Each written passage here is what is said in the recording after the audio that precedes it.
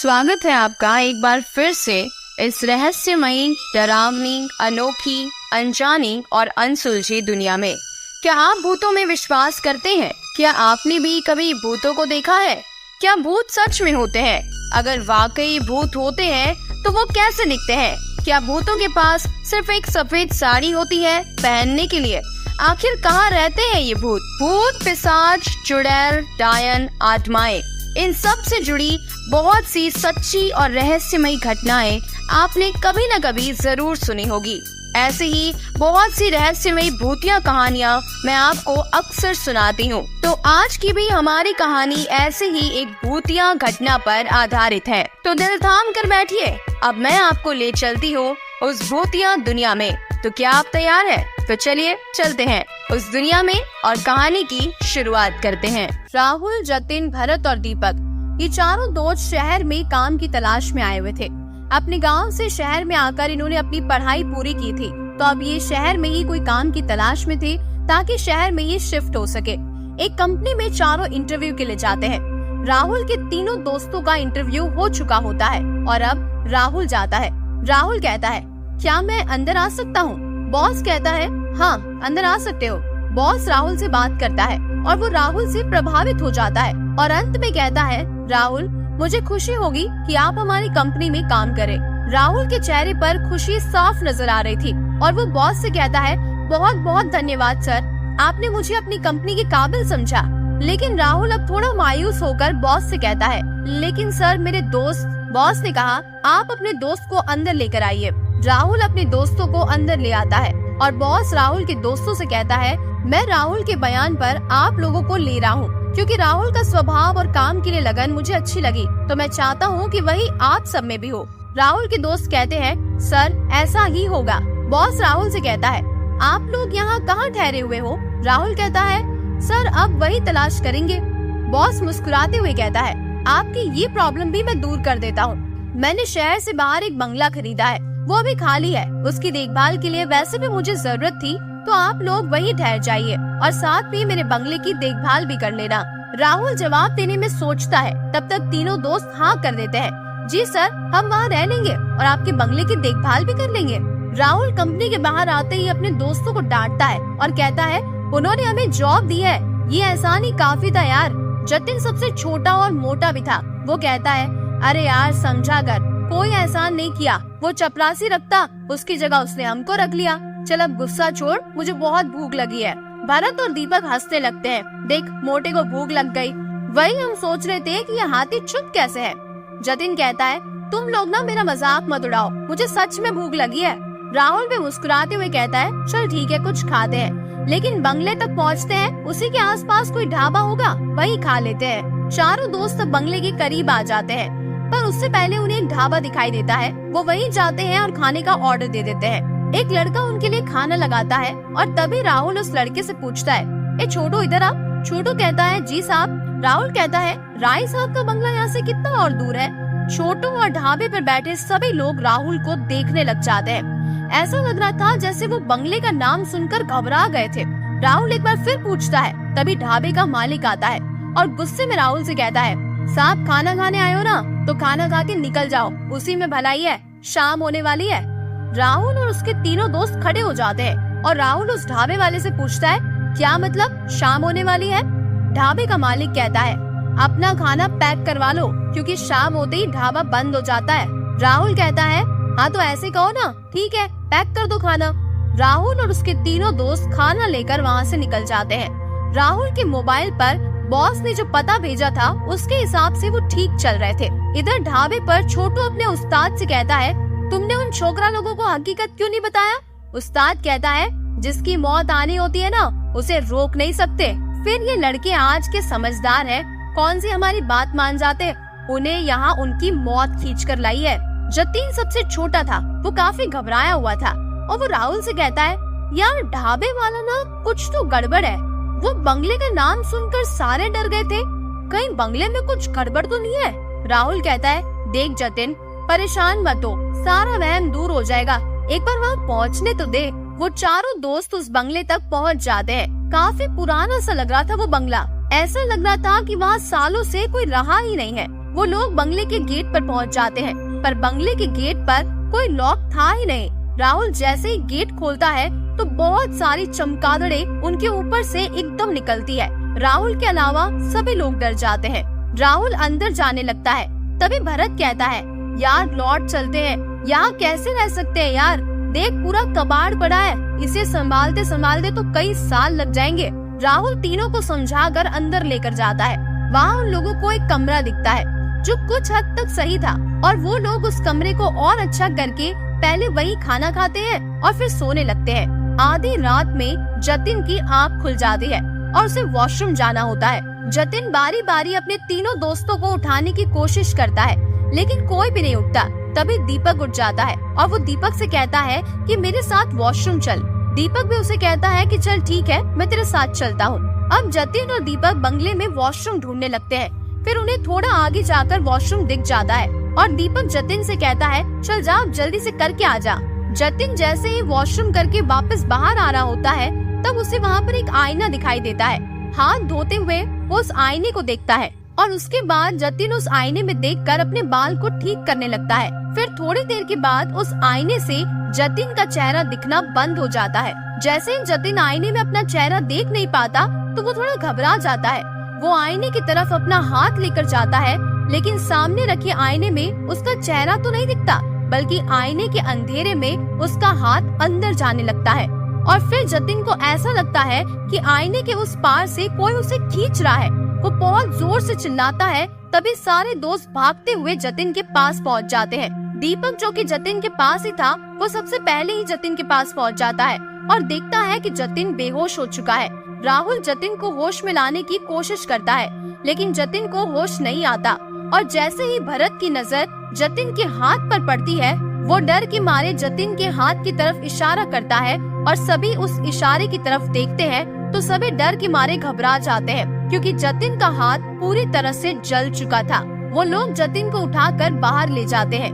दीपक और भरत राहुल से कहते हैं, हमें यहाँ से निकल जाना चाहिए। दीपक और भरत दोनों कमरे से सामान लेकर आते हैं और राहुल से निकलने को कहते हैं और गेट की तरफ जा रहे होते हैं। तभी राहुल उनसे कहता है, ठहरो, कहाँ जा रहे हो तुम लोग और बाहर जाकर क्या करोगे?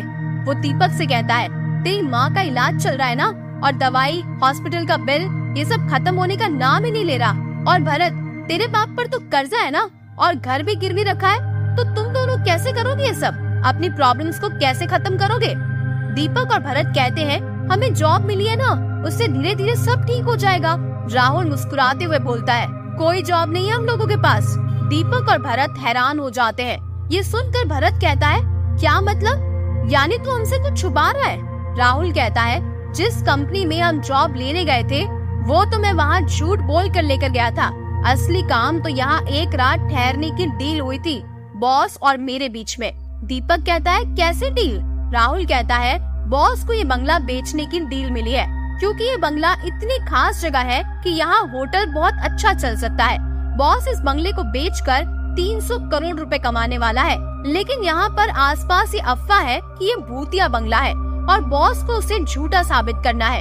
तब बॉस ने ये डील मेरे साथ की कि अगर हम लोग एक रात यहाँ पर रुक जाए तो हम चारों को 1-1 करोड़ मिलेगा, और जब सुबह हम जिंदा निकलेंगे तो डीलर का वहम दूर हो जाएगा। दीपक कहता है, मतलब तूने 4 करोड़ के लिए हम सबकी जान को खतरे में डाल दिया? तू रख अपनी डील, हम लोग जा रहे हैं यहाँ से। दीपक और भरत जतिन को उठाकर गेट की तरफ आगे बढ़ते हैं और गेट तक पहुँचने के बाद गेट खोलने की कोशिश करते हैं, लेकिन वो लोग हैरान हो जाते हैं। जब वो गेट पर आते हैं तो गेट खुला था, लेकिन अब ये बंद कैसे है? तभी राहुल कहता है, क्यों नहीं खुला क्या गेट? मुझे पता था तुम लोग ऐसा ही करोगे। वो डील को पूरा करने के लिए मैंने गेट को बाहर से लॉक करवा दिया है। अब जंगल से कौन आएगा इसे खोलने? ये कहकर राहुल उन पर हंसने लगता है। दीपक और भरत गुस्से से राहुल की तरफ देखते हैं और उसके पास जाकर उसे मारने लगते हैं। राहुल कहता है, यू आपस में लड़कर मरने से अच्छा है कि एक रात यहाँ रुककर अपने आप को इस भूतिया बंगले से बचाओ। दीपक कहता है, अरे पागल हो गया है क्या तू पैसों के लालच में? तभी भरत दीपक का कंधा पकड़कर जतिन की तरफ इशारा करता है। तब राहुल, दीपक और भरत देखते हैं कि जतिन हवा में होता है और ये देखकर तीनों डर जाते हैं। जतिन थोड़ी देर हवा में होता है और राहुल जतिन से जतिन जतिन कहकर पुकारता है, और तभी जतिन की आंख खुलती है जो कि पूरी काली हो चुकी होती है। ये देखकर दीपक और भरत डर कर पीछे हट जाते हैं और राहुल जतिन की तरफ आगे बढ़ता है। जैसे ही वो जतिन के पास पहुंचता है तो जतिन नीचे गिर जाता है और अपने दोनों हाथ और पैरों के सहारे एक जानवर की तरह बंगले के अंदर कहीं चला जाता है। दीपक कहता है अब क्या करें, अब तो हमारा मरना तय है। तब राहुल कहता है हम बच सकते हैं, बस यहाँ किसी भी चीज को वास्तविक और यहाँ होने वाली घटना को नकार दो। दीपक कहता है ये तुम कैसे कह सकते हो। तभी राहुल कहता है यहाँ आने से पहले मैं इसके बारे में जान कर आया था। किसी ने यहाँ पर रहकर एक वीडियो बनाई थी और वो यहाँ से जिंदा भी बाहर जा सका था। उसने ये बताया है जो मैं तुमसे कह रहा हूँ। तभी जतिन की रोने की आवाज आती है और वो जोर जोर से रोने लगता है। तभी दीपक कहता है हमें उसको ढूंढना चाहिए, वो तकलीफ में है, वो यहाँ हमारे भरोसे आया है और वो हम सबसे छोटा है। तभी राहुल मुंह पर अंगुली रखकर सबको चुप रहने के लिए कहता है और उसी वक्त जतिन की रोने की आवाज बंद हो जाती है। इतने में राहुल कहता है देखा मैंने कहा था ना, आवाज पर ध्यान नहीं दिया तो आवाज बंद हो गई। राहुल, दीपक और भरत वापस उस रूम में चले जाते हैं जहाँ पर वो लोग सो रहे थे। किसी को नींद नहीं आती क्योंकि वो बहुत घबराए हुए होते हैं। अब 2 बज चुके होते हैं। राहुल कहता है अब बस 3 घंटे और फिर सारी प्रॉब्लम खत्म हो जाएगी। आधा घंटा बीतने के बाद रूम का दरवाजा कोई जोर जोर से खटखटाता है और फिर दीपक कहता है शायद ये जतिन होगा। तभी राहुल कहता है कोई नहीं है बाहर, बिल्कुल शांत हो जाओ, देखो ये वहम भी दूर हो जाएगा। जतिन बाहर दीपक का नाम लेकर पुकारता है दीपक तुझे तो मैं अपना बड़ा भाई मानता हूँ ना, और तूने हमेशा मेरा ख्याल रखा है। ये जल्दी दरवाजा खोलना, मेरे हाथ में बहुत दर्द हो रहा है दीपक। और वो गेट के पास आकर रोते हुए दर्द भरी आवाजें निकालने लगता है।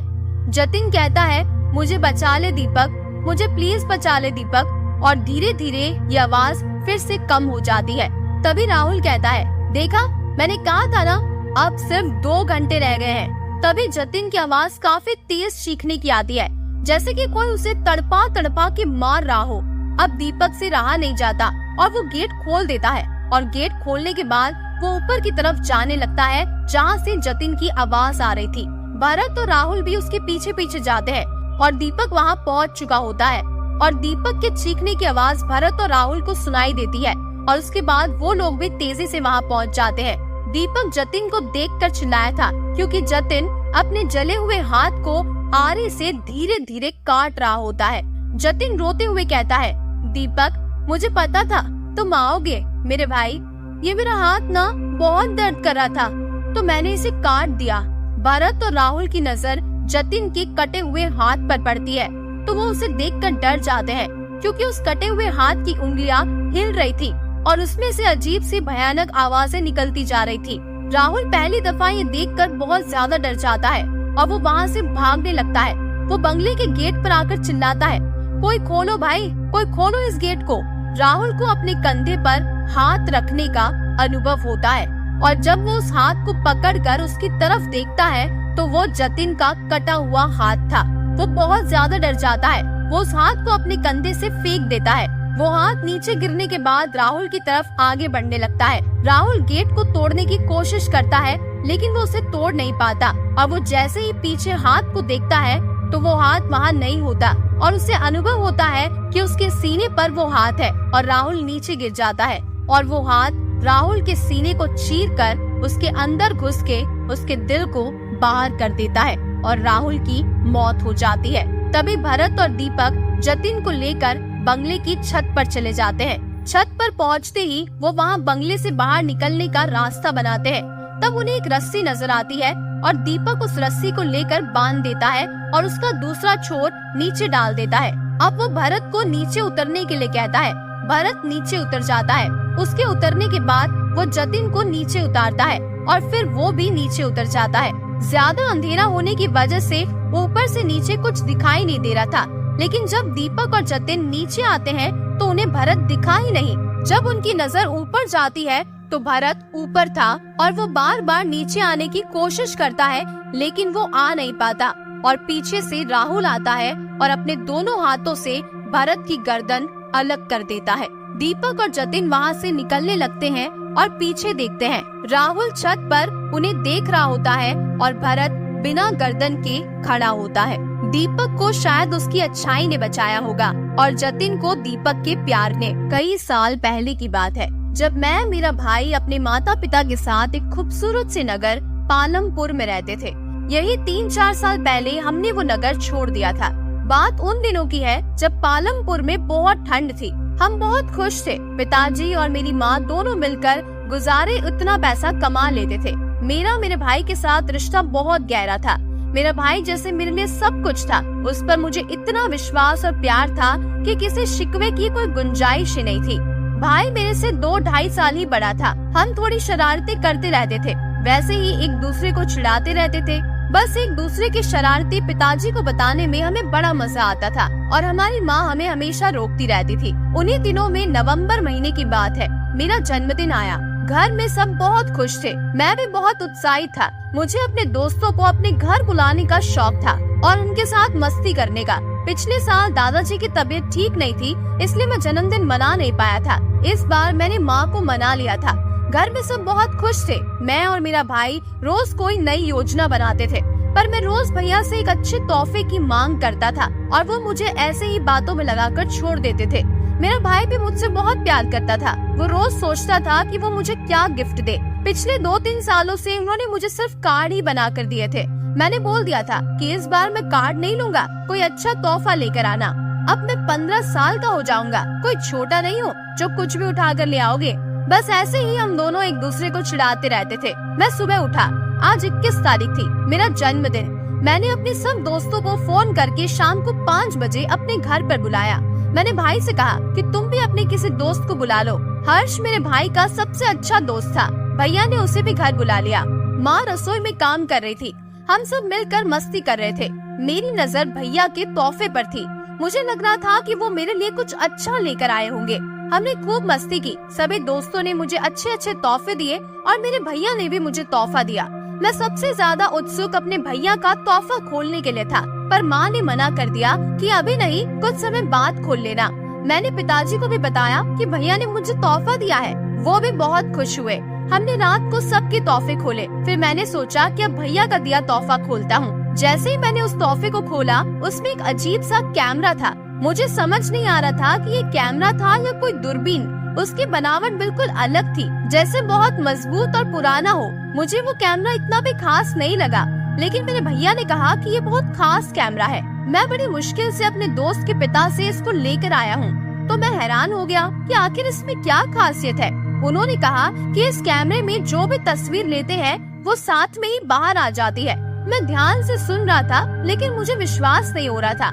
हम बार बार उस कैमरे को देख रहे थे। मैंने भैया से पूछा, तुम्हें ये कैमरा कहाँ से और कैसे मिला? तो भैया ने बताया कि मैं जब मेरे दोस्त के घर जाता था, उसके दादाजी के सामान में मुझे ये कैमरा बहुत अजीब सा लगता था।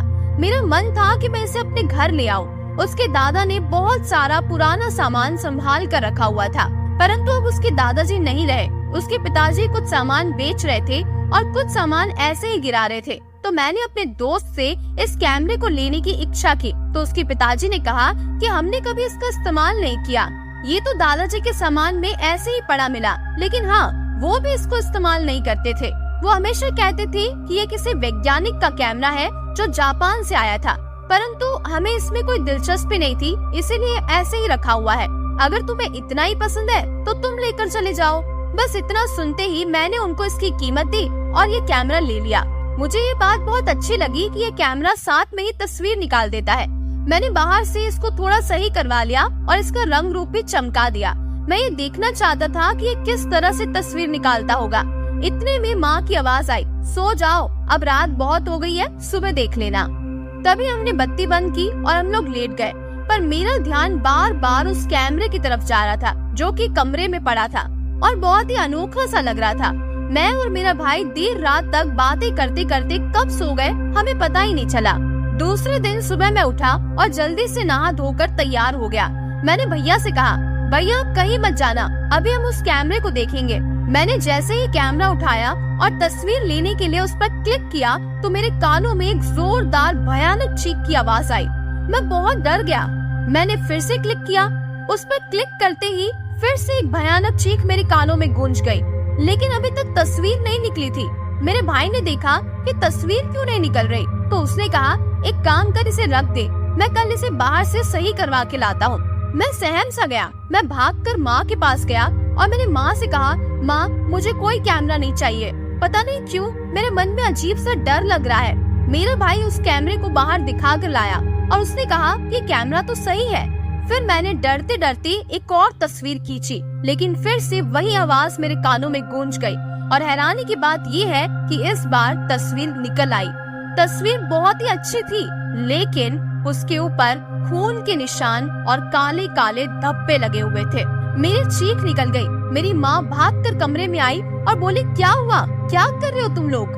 मैंने तस्वीर माँ को दिखाई। माँ ने कहा, ये कैमरा बहुत पुराना है, इसीलिए ऐसी तस्वीरें निकल रही है, आप दोनों फिर से कोशिश करो। उसके बाद हमने बहुत सारी तस्वीरें खींची। हर बार किसी तस्वीर पर खून लगा होता था तो किसी पर काले धब्बे और किसी पर हल्की सी परछाई दिखती थी। जो भी उस कैमरे से क्लिक करता था उसके कान में भयानक चीखने की आवाज सुनाई देती थी। मैंने अपने भाई से कहा, मुझे ये नहीं चाहिए, आप ही इसे रखो। जब मेरे भाई ने इससे तस्वीरें खींची तो उसके कान में भी वही चीखने की आवाज आई और वैसे ही फोटो पर खून के निशान और धब्बे दिखाई दे रहे थे। भाई ने कैमरा इतने जोर से पटका और भागकर माँ के पास चला गया। अब माँ भी सोच रही थी कि आखिर ऐसा कैसे हो सकता है। हम सब डर गए थे, पर हम जानना चाहते थे कि ऐसा क्यों हो रहा है। हमने कैमरे को एकांत में रख दिया। कैमरा आ जाने के बाद घर में पूरी तरह से बेचैनी, तन्हाई और खौफनाक माहौल बन गया था। मैं जब घर पर अकेला होता तो घबरा जाता। माँ भी अकेली नहीं रहती थी। हमें हर समय हर तरफ खून दिखाई देने लगा था। हमने कई दिन तक उस कैमरे को हाथ भी नहीं लगाया। फिर एक दिन मैंने हिम्मत करके उस कैमरे को निकाला। मैंने सोचा अब तक ये शायद ठीक हो गया होगा। फिर मैंने तस्वीर खींचने के बारे में सोचा। मुझे बहुत डर लग रहा था, लेकिन फिर भी मैंने हिम्मत जुटाकर उस कैमरे को उठा लिया। मेरे भाई ने मुझे ऐसा करने से मना किया और कहा, रख दे इसे किसी कोने में। मैंने कहा, भैया अब तो ये ठीक हो गया होगा, शायद हमने सही से इस्तेमाल नहीं किया होगा। मेरा भाई कुछ समय के लिए चुप हो गया और माँ को हमने कुछ नहीं बताया। माँ ने कैमरे को छूने से भी मना किया था। मैंने कैमरा उठाया, इधर उधर देखा और खिड़की के पास जाकर बाहर दिख रहे तालाब की तस्वीर खींचने लगा। इस बार मेरे कानों में पहले से भी अधिक तेज चीखने की आवाज सुनाई दी और कैमरे के नीचे से तस्वीर निकली, जिसे देखकर मेरा भाई बेहोश हो गया। तस्वीर में पानी की जगह खून का तालाब दिख रहा था और किसी लड़की के डूबने का आभास एक परछाई के जरिए हो रहा था। मैंने अपने भाई को संभाला और कैमरा फिर से पटक दिया। मैं अंदर से डरा हुआ था, लेकिन फिर भी मैं अपने भाई को हिम्मत देने की कोशिश कर रहा था। भैया भैया उठो ना। मेरा भाई होश में आया और वो बार बार चिल्ला रहा था, कैमरा फेंक दो, हमें ये कैमरा नहीं चाहिए। माँ ने हर्ष के पिता सुंदर अंकल से बात की और ये सब उन्हें बताया। वो विश्वास नहीं कर रहे थे, परंतु हैरानी से माँ की बात सुन रहे थे। सुंदर अंकल ने अपनी माँ से इस खूनी कैमरे के बारे में बात की, जो कि हर्ष की दादी थी। उन्होंने सुंदर अंकल को ऐसा करने के लिए बहुत डांटा, क्योंकि दादी को सब कुछ पता था। दादी ने कहा, ये कैमरा तेरे पिताजी ने जापान के वैज्ञानिक की अच्छी तकनीक समझकर रख लिया था, परंतु इसके खौफ और चीखने से हम भी डर गए थे। फिर कभी इस कैमरे को हमने डब्बे से बाहर नहीं निकाला था और ऊपर किसी कोने में रख दिया था। ये कैमरा उस जापान के वैज्ञानिक का है जो भारत में घूमने आया था। ये कैमरा उसने खुद बनाया था। उसने भारत की एक खूबसूरत और गरीब लड़की को बहुत परेशान किया था और उसकी गलत और नहाते हुए तस्वीरें खींच ली थी। वो लड़की बेचारी बहुत परेशान थी। बार बार वो उससे तस्वीरें मांगती रही और निराशा और चिंता ने उसे इतना मजबूर कर दिया कि आखिर में उसने आत्महत्या कर ली। तब से उसकी आत्मा मानो इस कैमरे में कैद है। वो जापानी आदमी इस कैमरे को अपने साथ नहीं लेकर गया, क्योंकि वो काफी डर गया था। वो एक अपाहिज रूप में यहाँ से वापस चला गया और उसकी चीखें और जिस्म की परछाइयाँ जैसे इस कैमरे में इतने सालों से तड़प रही है। सुंदर अंकल की आंखों में आंसू आ गए। उन्होंने ये सब माँ को बताया। मेरा भाई इन सब बातों पर विश्वास नहीं कर पा रहा था। उन्हें लग रहा था कि इस जमाने में ऐसी बातें नहीं होती है कि कोई रूह या आत्मा किसी चीज में कैद हो जाए। तब मैंने उन्हें समझाया कि जब किसी लाचार और गरीब लड़की की बद्दुआ लगती है और जब कोई अंदर से तड़पता है, तब जमाना नहीं देखा जाता। जब किसी की रूह तड़पती है तो वो ना तो रात का अंधेरा देखती है और ना ही दिन का सवेरा। हमारी आंखों में आंसू आ गए थे और हमने उस कैमरे को तोड़कर ऐसी जगह पर फेंक दिया जहाँ से उस लड़की की रूह आजाद हो सके और उसको कोई कभी परेशान ना कर सके। शाम का वक्त था। मैं घर के गार्डन में टहलने निकला। मंद मंद हवा चल रही थी। पेड़ पर बैठे पक्षियों की चिलचिलाहट मुझे बड़ी ही बारीकी से सुनाई दे रही थी। मैं गार्डन में लगे आम के पेड़ के नीचे बैठ गया। वहाँ बैठे बैठे मैं बड़े ही ध्यान से एक तोते को देख रहा था जो पेड़ की डाली पर बैठा था। वो तोता आम को चोंच मार कर खा रहा था। ये दृश्य देखने में मैं मगन हो गया। तभी उतने में ही आसमान में काले काले बादल छा जाते हैं। मुझे पता नहीं चलता कि कब शाम की रात हो जाती है। रात को खाना खाने के बाद मैं बालकनी में खड़ा था कि तभी जोर जोर से बादल गरजे। मुझे लगा कि अब ये गरज पड़े काले बादल बरसेंगे जरूर। मैं बालकनी से निकलकर बेडरूम में गया। तभी जोर जोर से बरसात चालू हो गई। मैंने तब घड़ी देखी तो रात के 10:30 बज चुके थे। मैं बेड पर लेट गया। न जाने क्यों मुझे नींद ही नहीं आ रही थी। बस आंख बंद करके मैं बिस्तर पर लेटे हुए था। तभी जोर से आवाज आई। मैंने बेडरूम की लाइट जलाई तो देखा कि खिड़की खुली हुई है। मैंने खिड़की के बाहर झांक के देखा तो पास से बिल्ली गुजर रही थी। अभी 2 सेकंड के लिए तो मेरी सांसें ही रुक गई। मैंने थोड़ा पानी पी लिया और अपने बेड पर आकर वापस बैठ गया। मैंने घड़ी में देखा तो 12:20 हो चुके थे। मुझे नींद तो आ ही नहीं रही थी तो मैंने सोचा कि थोड़ी देर बारिश का आनंद ले लूं। मैं बालकनी में चला गया। बारिश का आनंद लेने बालकनी में हाथ फैलाकर बूंदे अपने हाथ में पकड़ता और छोड़ देता। तभी अचानक मेरी नजर रास्ते पे पड़ी। जोर जोर से बारिश हो रही थी। इतनी तेज बारिश में एक लड़की भीगी भागी सी अकेली ही चली आ रही थी। रात बहुत हो चुकी थी। तभी उस लड़की की नजर मुझ पर पड़ गई। वो मुझसे मदद मांगने लगी। Help help. मैं बोला रुको, मेरे गेट पर आ जाओ। मैं घर के बाहर निकलकर गेट पर गया। उसे घर के अंदर बुलाया। उसे तौलिया दिया। अरे तुम तो पूरी तरह से भीग चुकी हो। वो खुद को तौलिए से पोंछ लेती है। मैंने उसे अपना हेयर ड्रायर दे दिया और कहा कि तुम इससे खुद को सुखा लो। मैं तुम्हारे लिए चाय लेकर आता हूँ। तुमने कुछ खाया है? कुछ खाओगी क्या? वो लड़की कुछ नहीं बोली। मैंने उसके लिए किचन में जाकर चाय बनाई। उसने मेरी बनी चाय पी ली। बारिश खत्म हो गई थी। वो बोली अब मैं जाती हूँ। मैंने उसे अपना छाता दिया और कहा कि इसे तुम अपने साथ रखो। वो छाता लेकर चली जाती है और मुझे भी नींद आने लगती है। मैं बेड पर लेट जाता हूँ और पलक झपकते ही मुझे नींद आ जाती है और मैं सो जाता हूँ। सुबह मेरी आँख खुलती है। मैं उठकर सबसे पहले गार्डन में जाता हूँ। मेरे घर के गार्डन में मुझे एक कोने में वो छाता पड़ा हुआ दिखता है जो मैंने कल रात को उस लड़की को दिया था। मैं उस छाते को देखकर चौंक जाता हूँ। तभी मैं दौड़कर किचन में जाता हूँ। मुझे एक चाय की प्याली दिखती है और वो चाय की प्याली पूरी तरह से भरी हुई होती है। मैं सोचने लगा कि कल रात को मेरे सामने ही तो उस लड़की ने चाय पी ली थी। अब इस प्याली में चाय कहाँ से आई? मैं घर के बाहर निकला। गेट पर गार्ड खड़ा था। मैंने उससे पूछा कल कहाँ गए थे तुम? गार्ड ने बोला सर मैंने छुट्टी ली थी और आपको चिट्ठी लिखकर घर के पोस्ट बॉक्स में डाल दी थी। आपने पढ़ी ही नहीं। मेरे भतीजे की मौत हो गई है तो मैं वहीं पर था। जल्दबाजी में मैं आपको बता नहीं सका। मैंने कल रात की सारी बात गार्ड को बताई। गार्ड ने कहा साहब जी मैंने भी पड़ोसियों के मुंह से सुना है कि कोई लड़की का भूत लोगों को बारिश में भीगता हुआ दिखाई देता है। गार्ड ने कहा साहब जी उस लड़की की कहानी ऐसी है कि वो लड़की एक दिन यहाँ से गुजर रही थी। अचानक से बहुत तेज बारिश शुरू हो गई और वो पूरी तरह से भीग गई और ठंड की वजह से कांपते कांपते ही उसकी मौत हो गई। तब से उस लड़की का भूत मोहल्ले में दिखाई देता है, लेकिन वो लड़की कभी किसी को कोई नुकसान नहीं पहुंचाती। गार्ड की ये बातें सुनकर मैं बहुत घबरा गया। मेरे जीवन की ये बात मैं कभी नहीं भूल सकता। यार क्या जबरदस्त फिल्म थी ना।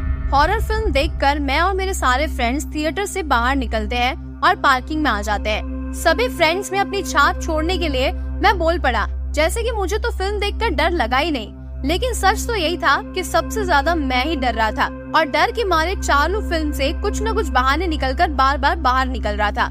हाँ ये तो सच कहा तूने कि फिल्म जबरदस्त थी, पर तेरे बहाने भी उससे ज्यादा जबरदस्त थे। मेरे फ्रेंड्स ने मेरे झूठे दिखावे को बड़ी आसानी से जमीन पर पटक दिया। नहीं नहीं मैं इतना भी नहीं डरता ऐसे फिल्मी भूतों से।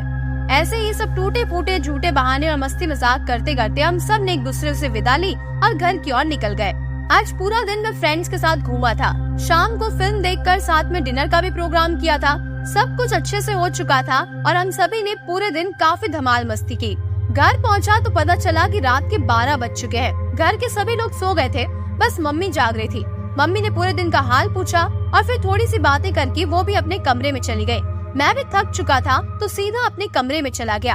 अपनी छोटी सी भतीजी को भी नहीं मिला, वैसे भी वो सो चुकी थी, तो मैंने सोचा आज उसे सिर्फ दूर से ही गुड नाइट बोल देता हूँ। अक्सर मैं उसे रोज सोने से पहले गुड नाइट बोलता हूँ। वो मुझे बहुत प्यारी है, वो भी अपने इस चाचू से बहुत प्यार करती है और हमेशा अपनी शरारतों से मुझे परेशान करती रहती है। मैं अपने कमरे में गया, कमरे की लाइट बंद की और सीधा बेड पर लेट गया। मैं इतना थक चुका था कि कपड़े तक बदलने की हिम्मत नहीं थी। रात के 3 बज रहे थे। मैं गहरी नींद में सोया हुआ था कि अचानक मेरे कमरे की खिड़की धड़ाम करके खुल गई। अचानक से हुई जोर की आवाज से मैं एकदम से उठ गया। मैंने देखा तो खिड़की खुली हुई है और उसके दरवाजे हवा के कारण हिल रहे हैं।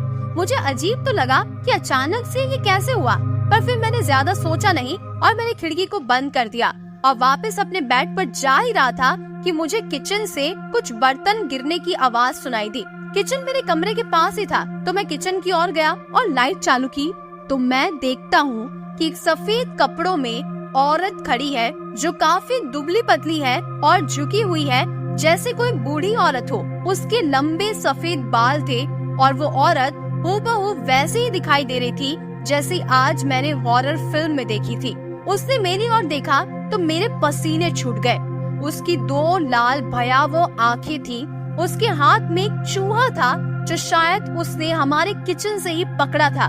उसके हाथ में वो चूहा तिलमिला रहा था और चीख रहा था कि तभी उस औरत ने उसे आधा खा लिया। उसका खून उसके मुंह पर था और वो मेरी तरफ उस खूनी मुंह से ही एक डरावनी स्माइल कर रही थी। वो डरावना दृश्य देखकर मेरी तो मानो आवाज ही बंद हो गई। मैं तुरंत अपने कमरे में गया और चादर ओढ़कर ऊपर वाले से प्रार्थना करने लगा। मैं डर के मारे वैसे ही कांप रहा था कि तभी मेरे पैरों को किसी ने पकड़ा। 2 हाथ मेरे पैरों को सहला रहे थे और ऐसा लग रहा था जैसे कोई ढेर सारी चींटियां मेरे पैरों पर चढ़ रही थी और मुझे काट रही थी। मेरे कुछ ना करने के बाद वो हाथ मेरे पैरों से हट गए। मैंने सोचा कि शायद अब सब ठीक है। तभी मेरे बेड के नीचे से कुछ गुर्राने की आवाज़ें आने लगी। कुछ देर थम जाती तो अचानक से वो आवाज फिर शुरू हो जाती। मैंने थोड़ी हिम्मत जुटाई और कांपते हुए सिर को चादर से बाहर निकाला और बेड के नीचे देखने के लिए घुटनों के बल बैठ गया। कमरे में वैसे ही बहुत अंधेरा था। मेरी हिम्मत नहीं हो रही थी कि मैं खड़ी होकर लाइट चालू करूं।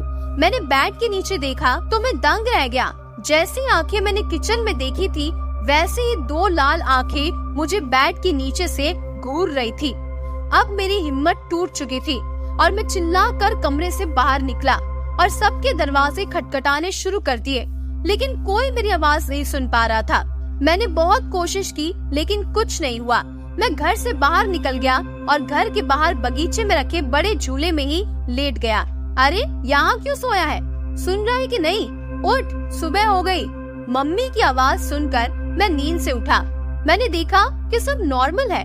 मम्मी, कल रात मेरे साथ बहुत अजीब हुआ, मैंने डरते हुए कहा। क्या हुआ था? मम्मी ने पूछा। वो दरअसल मैं आगे कुछ बोलूं कि उतने में मेरी भतीजी एक खिलौने को हाथ में लेकर मेरे पास आ गई, जो कि एक रोबोट था। चाचू, इसे आप ठीक कर दो ना, कल से पता नहीं ये ठीक से चल ही नहीं रहा है, उसने उस रोबोट को मुझे देते हुए कहा। हाँ, कल सुबह ही हमने इसे खरीद के दिया था। पूरा दिन खेलती रहती है और शाम को खो दिया था। रो रो कर बुरा हाल हो गया था इसका, मम्मी ने कहा। चाचू, ये बहुत ही मस्त रोबोट है।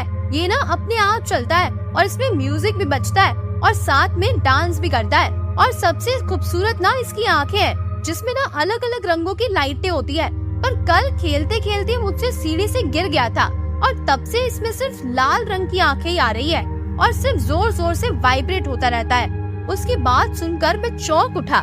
मैंने उससे पूछा, पर ये तो खो गया था ना, तुझे कहाँ मिला? आपके कमरे के बेड के नीचे था। आज सुबह ही मुझे याद आया कि मैं आपके कमरे में गई थी तो वहीं भूल गई थी, मेरी भतीजी ने कहा। बताओ, और हमें कह रही थी कि बाहर भूल आई है, मम्मी ने कहा। मैंने रोबोट की आंखें देखी तो बिल्कुल लाल थी, बिल्कुल वैसी ही आंखें जैसे मैंने कल रात अपने बेड के नीचे देखी थी। मैंने मन में सोचा कि हो सकता है शायद मैं इसी रोबोट से डर गया होगा। तभी मेरी मम्मी ने पूछा, वैसे तूने बताया नहीं क्या हुआ था तेरे साथ? लेकिन तभी मम्मी को घर के अंदर से एक अजीब सी दुर्गंध आने लगी। मम्मी तुरंत किचन में गई और वहाँ जाकर देखा तो एक आधा कटा हुआ चूहा खून से भरा पड़ा था। मैंने उस चूहे को देखा और मैं समझ गया कि जो मैंने देखा वो कोई सपना या ख्वाब नहीं था, बल्कि वो सच था। जन्मदिन मुबारक हो मम्मी जी। आप कहाँ थे? मैं कल रात से ही आपका फोन लगा रही हूँ। सॉरी बहू, तुम बच्चों का प्यार मेरे साथ ही रहता है और इस बुढ़ापे में तुम्हारे पापा जी ने जन्मदिन पर मुझे सरप्राइज दिया है। हम लोनावाला आए हैं बेटा, और सोचो कहाँ खूबसूरत से बंगले में रुके हैं जो हमारा ही है। हमारा? हमारी कोई प्रॉपर्टी लोनावाला में नहीं है मम्मी जी। अरे बहू, इन्होंने जन्मदिन पर खरीदा है मेरे लिए। मैं ना कहती थी कि बुढ़ापे में कहीं शांत जगह रहना है, तो इन्होंने ये बंगला गिफ्ट किया है। ऐसा करो तुम लोग भी यहाँ आ जाओ, 3-4 घंटे लगेंगे, डिनर साथ में करेंगे। मैं एड्रेस मैसेज कर रही हूँ। मोबाइल पर मम्मी पापा की सेल्फी, जिसमें बैकग्राउंड में वो लाल बंगला था, साथ में मैसेज में एड्रेस भी था। सासू माँ की बातें सुनकर मीरा खुश कम और परेशान ज्यादा हो गई थी। रवि, ये क्या बात हुई? बंगला और हमें बताया भी नहीं पापा जी ने। तुम्हें पता था क्या? नहीं मीरा, नहीं पता था। अब जाने दो ना, उनका इतना तो हक बनता ही है। सारी उम्र पैसे ही कमाए हैं, सारी उम्र पैसे ही बनाए हैं। अब प्रॉपर्टी डीलर है तो मिल गई होगी कोई सस्ती डील। छोड़ो ना तुम, चलो हम भी निकलते हैं। मुंबई से थोड़ी दूर तो है, चलो तुम अपना मूड ठीक करो। थोड़ी चिंता में ही और खुद में खोई हुई मीरा सारी तैयारी कर चुकी होती है। गाड़ी मुंबई पुणे एक्सप्रेस हाईवे पर दौड़ रही थी। अभी भी नाराज हो मीरा? नहीं रवि, नाराज नहीं हूँ, पर टेंशन में हूँ। आजकल किसी पर भी भरोसा नहीं किया जा सकता। न जाने क्यों मुझे कुछ ठीक नहीं लग रहा। रवि ने मीरा की लटकी हुई सूरत को देखकर कहा, कुछ नहीं होगा, तुम खामखा। रवि, आगे देखो। मीरा जोर से चिल्लाई और रवि ने ब्रेक मारा। ब्रेक मारते ही पीछे वाली गाड़ी भी उनकी गाड़ी से टकरा गई, लेकिन कोई नुकसान नहीं हुआ क्योंकि वो साइड पर ड्राइव कर रहा था। शाम हो रही थी और स्पीड उतनी नहीं थी। मीरा और रवि अपनी सीट पर शॉक में थे। मीरा, तुम ठीक हो? मीरा जो सदमे में थी। रवि वो गाड़ी के ठीक सामने, वो इतनी बड़ी आकृति में, मैं डर। तभी मीरा के साइड वाली कांच पर किसी ने जोर से धपधपाया। अरे मरना है क्या?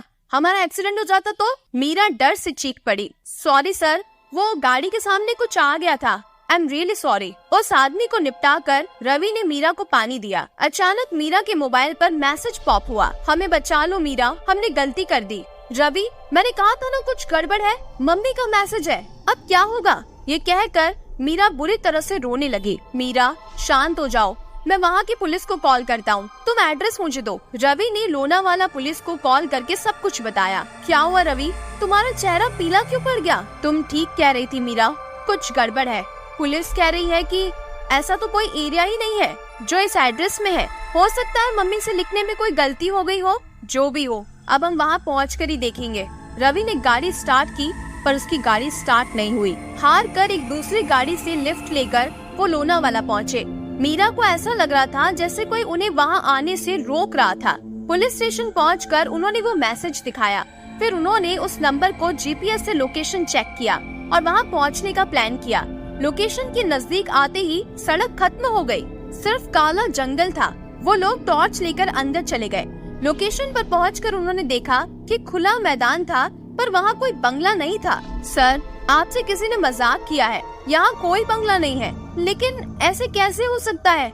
मम्मी झूठ क्यों बोलेगी? और उन्होंने मुझे सेल्फी भी भेजी थी बंगले के साथ। ये देखिए मैडम, हम ये नहीं कह रहे कि बंगले वाली बात गलत होगी, बस लोकेशन ये नहीं हो सकता। हम देखते हैं क्या कर सकते हैं। ये फोटो आप हमें भेज दीजिए। मीरा और रवि का बुरा हाल था। जन्मदिन वाला दिन, और वो भी ऐसे खत्म होगा, कभी सोचा नहीं था। मार्केट में एक रूम लेकर वो रात वहीं बिताते हैं। अगली सुबह वो फिर उसी जगह पहुंच जाते हैं। चारों तरफ घूम घूम कर देखा, सिर्फ और सिर्फ खाली जमीन थी और कुछ नहीं था। तभी झाड़ियों में मीरा के पैर से कुछ टकराया। रवि, मम्मी का फोन, मीरा चीखते हुए बोली। मीरा ने फोन ऑन किया। उसमें बहुत सारे फोटो थे। बंगला साफ दिखाई दे रहा था। अंदर के भी काफी फोटोज थे। मम्मी ने वीडियो भी रिकॉर्ड की थी, जिसमें उन्होंने एक औरत को दिखाया जिसे अपनी हाउस हेल्प बताया था। रवि, पुलिस से कुछ नहीं होने वाला, वो इन सब बातों को मानेगी भी नहीं। हमें आजू बाजू के एरिया में पूछना चाहिए। मीरा और रवि पूछने लगे। जो भी मिलता उन सब से पूछते। बंगले के बारे में, उस हाउस हेल्प का फोटो दिखा के शायद लोकल हो तो कोई पहचान ले उसे। थक कर एक छोटे से ढाबे पर वो लोग चाय पीने के लिए रुके।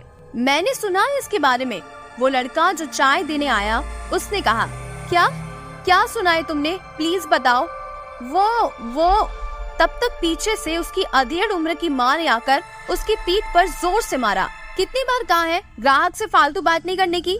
और आप लोगों को और कुछ चाहिए तो ठीक है, वरना जाइए यहाँ से, हमारा समय मत खराब करिए।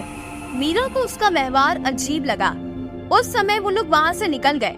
फिर इशारे से उस लड़की को बाहर बुलाया और उसके हाथ में 2000 का नोट दिया और उससे पूछा, बताओ क्या पता है तुम्हें? वो इस बंगले के बारे में यहाँ कोई बात नहीं करता, आपको कोई नहीं बताएगा, लेकिन वो राक्षसों का बंगला है। मतलब है ही नहीं, है भी और नहीं भी, ये तुम क्या बोल रहे हो, साफ साफ बताओ ना। देखो साहब, मैंने सुना है ये बंगला किसी और लोग का रास्ता है, और वो भी कई 100 साल पुराना। कोई यहाँ पर आता जाता नहीं था, फिर एक बिल्डर ने इसे खरीद लिया और तुड़वा दिया और वहाँ रिजॉर्ट बनाने के लिए सोचा। मत पूछो साहब, फिर उस रोज बहुत सारे लोग मारे गए। सुना है कोई नहीं बचा, किसी न किसी घटना में बिल्डर, उसके काम करने वाले सब मर गए। फिर उस जमीन को वैसे ही छोड़ दिया और वहाँ पर कुछ नहीं बना। आप लोग इस घटना से छेड़छाड़ मत करो। और हाँ, सुना है एक बाई उधर रखवाली करती थी, उसको भी बुलडोजर चलाकर उसी में खत्म कर दिया था। मीरा और रवि के हाथ पांव फूल चुके थे। उन्होंने तय किया कि लड़के की माँ से मिलेंगे, शायद उनको ज्यादा पता होगा। अगले दिन वो उस होटल पहुँचे, लेकिन वो बंद था। पूछने पर पता चला कि कल वहाँ पर आग लग गई थी और वो लड़का उसमें जलकर मर गया। मीरा जोर जोर से रोने लगी। ये सब हमारी वजह से हुआ है रवि। रवि ने उसे चुप कराया और उस औरत के घर पर पहुँचे। उन्हें देखते ही चीखते हुए वो औरत मीरा पर कूद पड़ी। तुम लोग मेरे बेटे को खा गए, मना किया था मैंने उसे। मीरा ने रोते हुए उसे सारी बात बताई कि कैसे उसने भी अपने अपनों को खो दिया है और सिर्फ मदद के लिए ही पूछा था। आप लोग चले जाओ वापस, कोई मदद नहीं होगी। जितनी बातें करोगे उतनी लाशें बिछेगी। मेरा बेटा गया है तो मैं भी जीकर क्या करूंगी, इसलिए मैं बता देती हूँ, हर 10 साल में एक बार जेठ की अमावस्या से 1 हफ्ते पहले वो बंगला वहाँ अपने आप वापस आ जाता है और अमावस्या के दिन गायब हो जाता है। अगर कोई वहाँ गया या फिर उसके बारे में बात भी की तो वो भी चला जाता है, उसके साथ उनके लोग। आपके घर वाले अब कभी नहीं मिलेंगे, वापस चले जाओ और लोगों को जीने दो। उसकी बातें सुनकर मीरा स्तब्ध रह गई। उन दोनों ने फैसला किया वापस से लौट जाने का। वापस आकर मीरा उदास बैठी थी।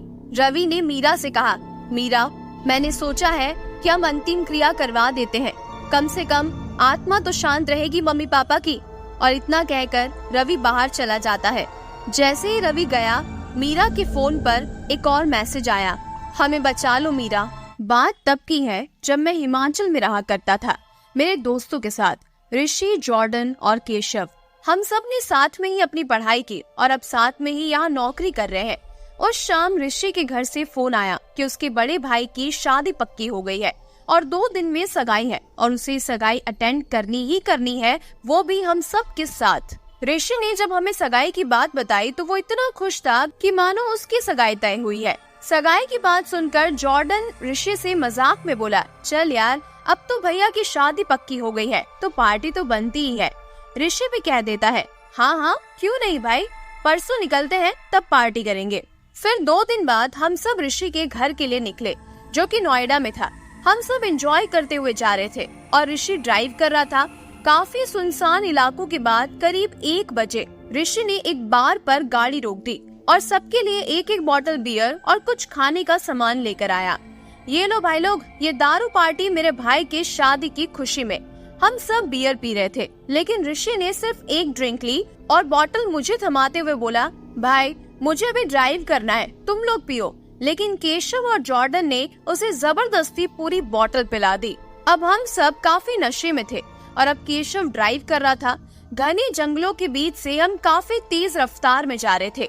जॉर्डन और ऋषि डरावनी बातें कर रहे थे और कह रहे थे कि 40 साल पहले यहाँ एक लड़की का मर्डर हुआ था।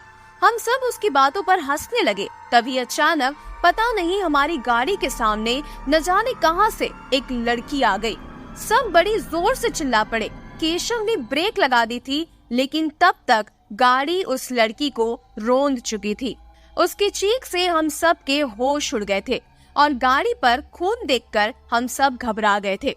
सबका नशा एक झटके में उतर गया था। जॉर्डन अचानक से निकलकर उसकी तरफ जाने लगा। तभी मैंने और ऋषि ने उसे पकड़ा। मैं घबराते हुए बोला, जॉर्डन चल जल्दी, कहीं किसी ने देख लिया ना तो हमारी पूरी जिंदगी बर्बाद हो जाएगी भाई, चलो निकलते हैं यहाँ से। वो जो कोई भी था बचा नहीं होगा। इतनी जोरदार टक्कर के बाद और शीशे पर से जल्दी से खून साफ करके हम वहाँ से निकल गए और सीधा जाकर ऋषि के घर रुके। सुबह हो चुकी थी। सब लोगों ने हमारा वेलकम किया और हमें फ्रेश होने के लिए एक रूम मिला। हम सब चुपचाप रूम में चले गए। अभी भी सबके चेहरों की हवाइयाँ उड़ी हुई थी। तब ऋषि बोला, देखो जो हुआ उसे एक बुरा सपना समझकर भूल जाओ। अंधेरे में हमें वैसे भी किसी ने नहीं देखा होगा।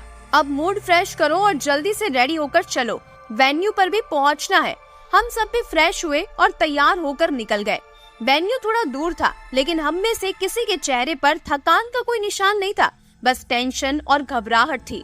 हम सगाई में पहुंचे। सब अच्छे से हो रहा था। हम लोग भी खूब एंजॉय करने लगे, मानो जैसे कि कुछ हुआ ही ना हो। फंक्शन खत्म होते होते शाम हो चुकी थी और हम सब थकान के मारे मरे जा रहे थे। ऋषि काम में थोड़ा बिजी था, तो हम तीनों घर के लिए निकलने के लिए जैसे ही गाड़ी में बैठे, हम सब के फोन एक साथ बजे। जॉर्डन तो बैठते ही सो गया और केशव ड्राइव करने के लिए बैठा था, तो उसने भी कुछ ज्यादा ध्यान नहीं दिया। थोड़ी देर बाद मैंने फोटोज देखने के लिए अपना फोन निकाला, तब उसमें एक मैसेज पड़ा था। मैंने मैसेज खोला और उसे पढ़कर मेरी नींद गायब हो गई। मैं पसीना पसीना हो गया। मैंने केशव से उसे उसका फोन चेक करने के लिए कहा। केशव ने फोन निकालकर मैसेज पढ़ा तो वो हंसने लगा। अबे ये क्या है? तुम सब मरोगे। मैं अपनी मौत का बदला लेकर रहूंगी, किसी को नहीं छोड़ूंगी। अगर तुम्हारे फोन से ये मैसेज गया तो तुम भी गए। ये उस ऋषि का ही काम होगा। तू क्यों इतना घबरा गया? ले, मैंने तो डिलीट कर दिया मैसेज, अब तू भी कर दे। इतने में घर आ गया। मैंने जॉर्डन को उठाया और अंदर ले जाने लगा। तभी केशव बोला, अरे रोहित, ये देख ऋषि का ही मैसेज आ गया, लेने के लिए बुला रहा है। तू इसे अंदर लेकर जा, मैं उसे लेकर अभी आता हूँ। मैं भी अंदर जाकर कुछ देर तक उस मैसेज और उस रात के बारे में सोचता रहा और सोचते सोचते सो गया। सुबह जॉर्डन ने मुझे उठाया। वो बड़ा घबराया हुआ था।